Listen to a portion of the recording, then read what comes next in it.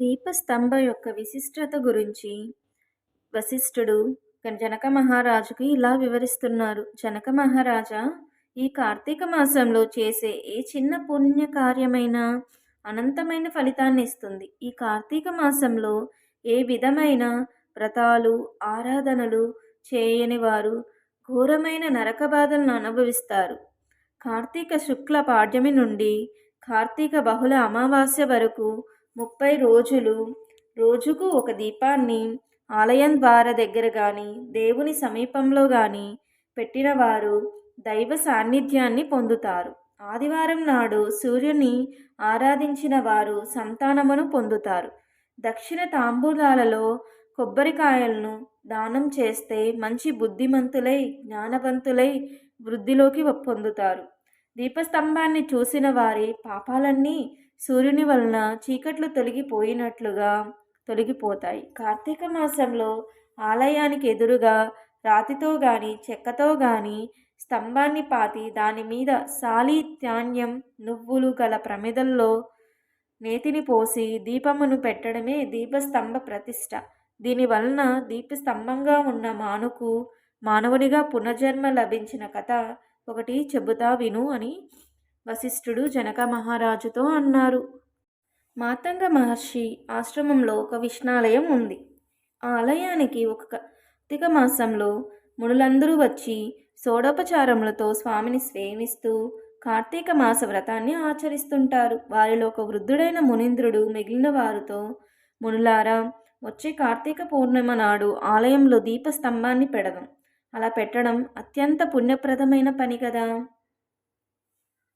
అన్నాడు. మునులందరూ దీపస్తంభం పెట్టడానికి అంగీకరించారు. అందరూ కలిసి అడవిలోకి వెళ్ళి ఒక పొడవైన మానును తీసుకువచ్చి ఆలయం ముందు పాతారు. ధాన్యం నువ్వులతో కూడిన నేతి ప్రమిదతో దీపాన్ని వెలిగించి స్తంభం పైన పెట్టి భక్తితో ప్రదక్షిణ నమస్కారాలను చేశారు. తరువాత అందరూ పురాణం వింటున్నారు. ఇంతలో దీపస్తంభం పెలాపెలమంటూ విరిగి పడిపోవడం చూసి ఏమిటిదంతా అనుకున్నారు. వారంతా అట్లా చూస్తుండగానే ఆ దీపస్తంభం నుండి ఒక మానవుడు బయటికి వచ్చి వారికి నమస్కరించి నిలబడ్డాడు. మునులందరూ ఆశ్చర్యపడిపోతున్నారు. పుణ్యపురుషులారా, నేను ఒక బ్రాహ్మణుడును. నా పేరు ధనలోభుడు. సిరి సంపదలకు లోటు లేని సంపన్నత కలవాడినే. కులవృత్తిని చేయడం మానేశాను. కులాచారాలను పాటించలేదు. దాన ధర్మాలు అనేవి ఏవీ చెయ్యలేదు. దైవ కార్యాలు చేసే ఊసే తెలియదు.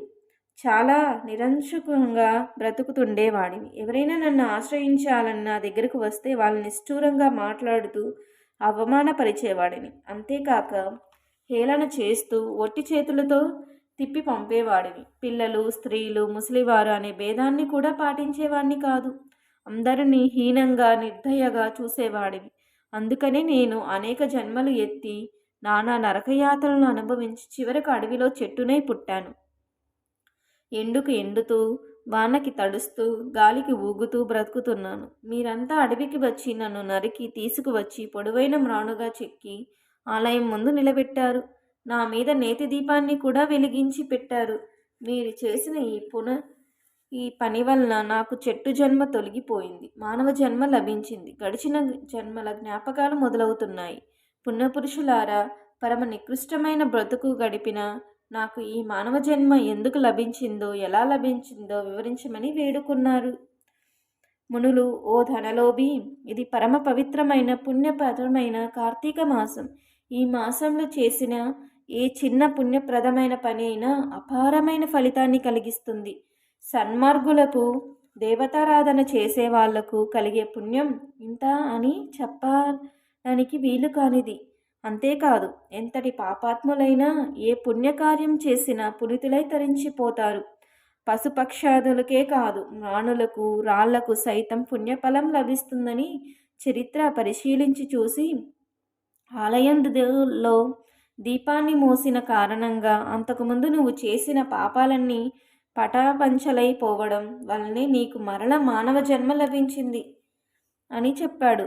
జంతూనాం నరజన్మ దుర్లభం అంటున్నాయి వేదశాస్త్రాలు. ఏనాటి పుణ్యం వలనో లభించిన మానవ జన్మను వృధాగా కాలక్షేపంగాను, నీతి నియమాలను పాటించకపోవడంగాను, ఆచార వ్యవహారాలను, కట్టుబాట్లను, మానవత్వాన్ని మర్చిపోయి ప్రవర్తిస్తే సార్థకనామధేయుడైన ధనలోభిలాగే ఏ జన్మను ఎత్తవలసి వస్తుందో తెలియదు కదా. కనుక అపురూపమైన ఆనందప్రదాయకమైన జన్మను పొందిన వారు జన్మను సార్థకం చేసుకొని భగవతారాధనలో మానవ జీవితాన్ని గడిపే ఉపాయాన్ని వెతుక్కోవాలి సూచిస్తుంది ఈ ధనలోభని కథ.